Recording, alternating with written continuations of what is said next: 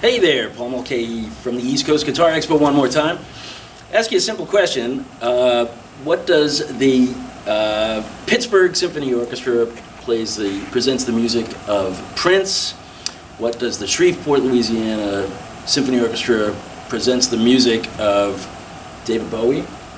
What does the New Mexico Philharmonic presents the music of Pink Floyd?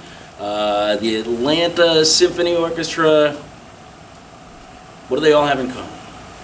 My good pal Eldon Sully, world traveler, bon vivant, and raconteur. And we're happy to have you with us, Eldon. A lot of big words. Yeah, indeed. I don't even know what they mean. But we're talking about archtops today. And Eldon has this beautiful Ibanez archtop, two beautiful Ibanez archtops. He's first called jazz guitar player in town around here, plays all around the world. United States Air Force band, rad musician. She's been all over the place. And he gets to hang out here, which is very cool. He bought this guitar at the East Coast Guitar Expo, so I'm pleased to have that connection with it. But I want to know what drew you to this. You had a beautiful Ibanez archtop, didn't you? What drew you to this guitar? Absolutely. Ibanez guitars from archtops from the 70s have been with me since the 70s. And what drew me to it was the name, Ibanez. I was walking, as soon as I walked into the Guitar Expo, I went to my left, and I saw this blonde Ibanez. I said, wow, I hadn't seen one of those in a long time. And the thing was, because in 1979, I bought this Ibanez, which again has the name on the headstock, and it's a copy of a Gibson guitar, the 175. That's a copy of 175, right? Yes. And the story behind it, I went to Gilsonite Music in Englewood, New Jersey, I was in my first year of college, studying jazz, and I needed an archtop guitar, a hollow body guitar.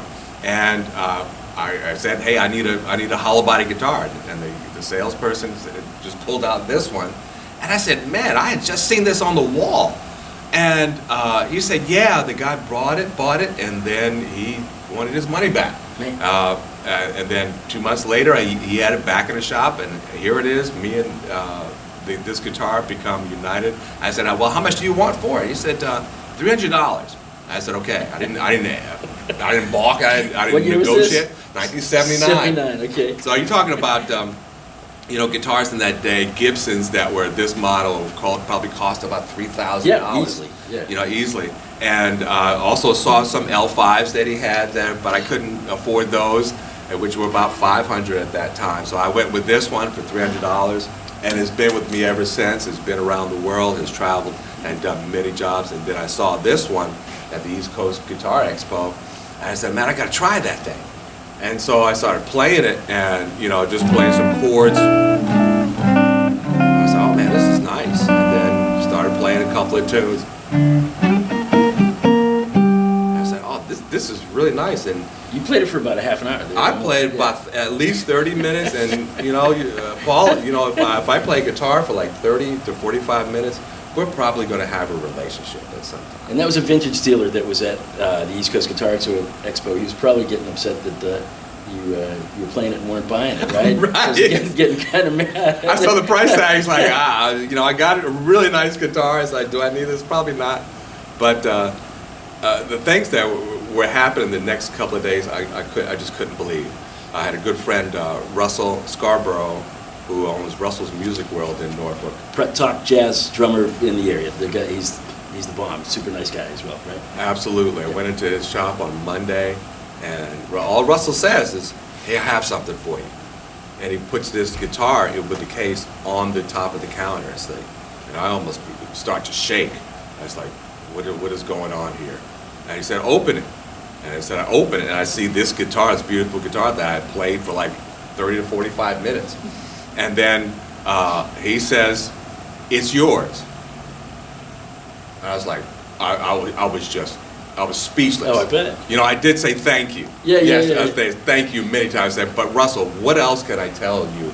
But thank you. He said, Russell said, me and Larry Burwald, who is another great, fine, guitarist, jazz musician, and he's the repair guy in town too. Yeah. I mean, everybody takes their stuff to to Larry at Rosewood Guitar Repair. Absolutely. He said, you know, they said Eldon needs this guitar, and they bought it for me. I was like, You did need that. I was like, thank you, thank you, thank you, thank you. You know. Well, now this is a legitimate lawsuit guitar, the Ibanez lawsuit guitar, only because of that headstock looked so much like the Gibson L5. That's what they sued over. Really, was the headstock, and made them change it, and it went to the shape that you see on the other guitar. Exactly. So this has to be from Exactly. '74, Yes. or right around there, '74 or '75. Right. So it's an awesome guitar, and I've seen Eldon play it. Now, how much of the sound is your amplifier? You know, it's probably half and half. Okay. Because it emanates, yeah, from your hands, but you have to have a good guitar that has a particular type of sound that can come and be reproduced. And really, this is the amp that I use. It's small. It's not a Marshall stack. Right, yeah, I yeah. don't need you know, a speaker cabinet necessarily. It's called a lunchbox. Yeah. And I met these fellas, the ZT guys down at NAMM, terrific guys. And how many watts is this? This is 200 watts. It's It can crank when it's fully open.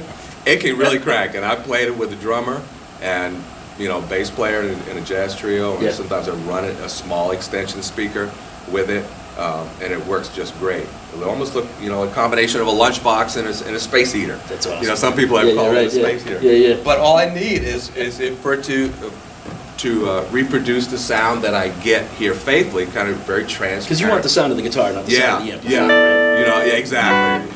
Okay, and you're playing flat wound strings, I see. Yes. Is Yeah. that by choice, or is that because that's the jazz thing to do, or is that because that's what you like?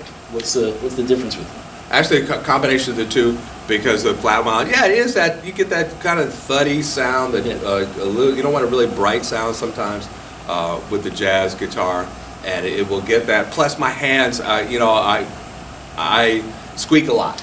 Yeah, we all do, I guess, right? You know, Yeah. and you know, to take care of that takes care of it very well. So you know, even if I slide up and down, it's very smooth, and it's very silky. What do you say we play a tune? Absolutely. What do you say we do it just like we rehearsed? Which is, yeah, not at all. Okay, but we're going to try this out. Summertime. Yes. Great tune. I'll just try and lead you into this. That's,